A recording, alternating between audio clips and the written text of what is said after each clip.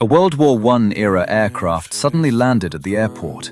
A man dressed in an old-fashioned uniform stepped out. The soldiers thought he was a spy and escorted him to the commanding officer's office. The commanding officer questioned why he was dressed so strangely. The man explained it was his Air Force uniform and that he belonged to the Royal Flying Corps. However, the officer believed he was lying, telling him that the Royal Flying Corps had been disbanded decades ago.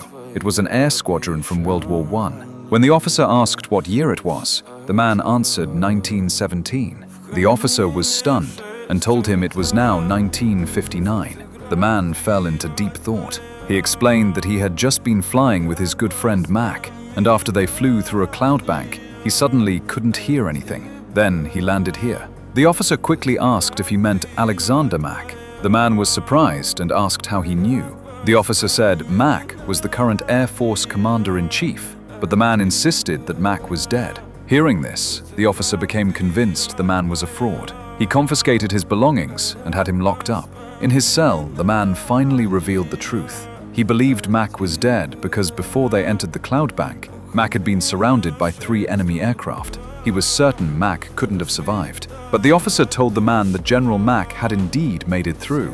He was one of the finest pilots of World War I and would be arriving shortly for an inspection. The man suddenly became agitated and tried to flee. The guards outside restrained him, but he insisted he didn't want to see Mack. It turned out that when they encountered the enemy aircraft, the man had been overcome by cowardice and fled into the cloud bank, leaving Mack alone to face the enemy planes. He was too ashamed to face his friend again.